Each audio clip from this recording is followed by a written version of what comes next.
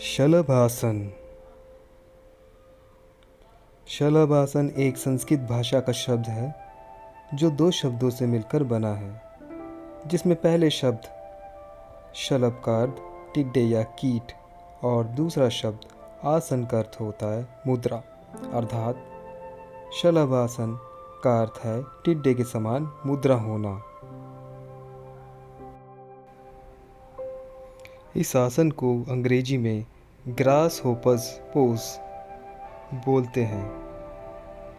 इससे आपकी रीढ़ की हड्डी मजबूत होती है। ये हठ योग की श्रेणी में आता है।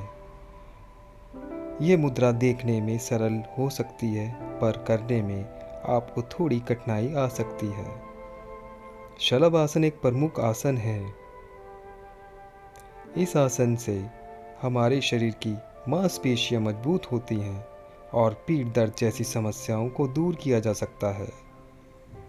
शलभासन करना उन लोगों के लिए थोड़ा कठिन हो सकता है जो अभी अभी योग की शुरुआत कर रहे हैं, पर इसके नियमित अभ्यास से इसे आसानी से सीखा जा सकता है। ऐसे लोग अभी शुरुआत में अपने हाथ का सहारा ले सकते हैं।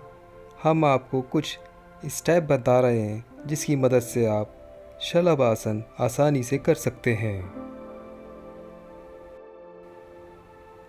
शलभासन करने का तरीका। किसी भी आसन का अभ्यास शुरू करने से पहले उसके सही तरीकों के बारे में जानकारी प्राप्त कर लेनी चाहिए, अन्यथा उस आसन का पूरा लाभ हमें नहीं मिल पाता है। आइए जानते हैं शलभासन करने का सही तरीका क्या है। शलभासन करने के लिए सबसे पहले आप किसी साफ स्थान पर चटाई बिछाकर उल्टे पेट के बल लेट जाएं, यानी आपकी पीठ ऊपर की ओर रहे और पेट नीचे जमीन पर रहे। अपने दोनों पैरों को सीधा रखें और अपने पैर के पंजे को सीधे तथा ऊपर की ओर रखें। अपने दोनों हाथों को सीधा करें और उनको जांघ के नीचे दबा लें, यानी अपना दायां हाथ दाईं जांघ के नीचे और बायां हाथ बाईं जांघ के नीचे दबा लें। अपने सिर और मुंह को सीधा रखें। फिर अपने को सामान्य रखें और एक गहरी सांस अंदर की ओर लें। अपने दोनों पैरों को ऊपर की ओर उठाने की कोशिश करें। जितना हो सकता है उतना अपनी अधिकतम ऊंचाई तक पैरों को ऊपर करें।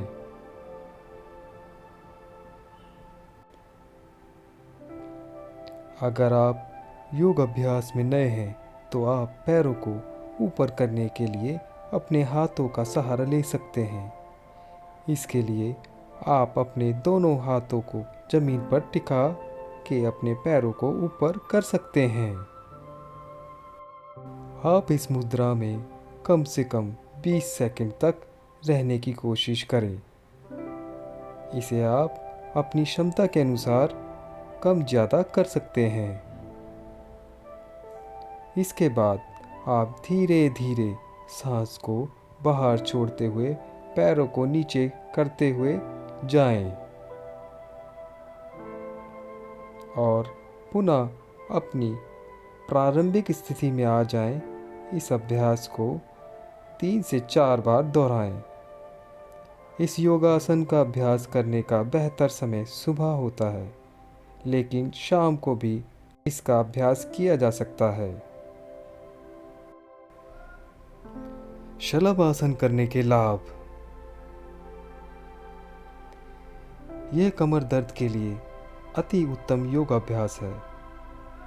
इसके नियमित अभ्यास से आप पुराने से पुराना कमर दर्द से निजात पा सकते हैं। इस आसन के अभ्यास से आप दमा रोग को कंट्रोल कर सकते हैं। इसके अभ्यास से पेट गैस को कम किया जा सकता है। यह तंत्रिका तंत्र को मजबूत बनाता है और इसके सक्रियता को बढ़ाता है। मणिपुर चक्र के लिए प्रभावी योग है। यह नाभि को सही जगह पर रखता है। ये पेट की मालिश करते हुए पाचन तंत्र को मजबूत बनाता है। कब्ज से निजात पाने के लिए यह लाभकारी योग है। यह पेट और कमर की अतिरिक्त वसा को कम करता है। इस तरह से वजन कम करने में सहायक है। यह रक्त साफ करता है तथा उसके संचार को बेहतर बनाता है, शरीर के लचीलापन को बढ़ाता है और आपको बहुत सारी परेशानियों से दूर रखता है। यह पैंक्रियाज को नियंत्रण करता है और मधुमेह के प्रबंधन में सहायक है। इसके अभ्यास से आप गर्भाशय संबंधित परेशानियों को कम कर सकते हैं।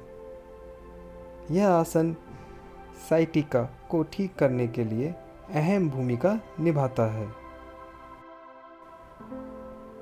शलभासन के दौरान सावधानियां। शलभासन मुद्रा के तो अनेक लाभ हैं, पर इसे करने से पहले इसकी सावधानियों को जानना आवश्यक है। आइए जानते हैं कि इस मुद्रा को करते समय कौन कौन सी सावधानियां रखनी चाहिए। आसन करने से पहले हमें खाना नहीं खाना चाहिए। गर्भवती महिलाओं को यह मुद्रा नहीं करनी चाहिए। अगर आप सिर दर्द, गर्दन दर्द और रीढ़ और घुटने के दर्द से परेशान हैं, तो आप इस योग को ना करें और डॉक्टर की सलाह से इस मुद्रा को करें। आसन करते समय हमें मुंह से सांस लेनी नहीं चाहिए, केवल नाक से सांस लेनी चाहिए।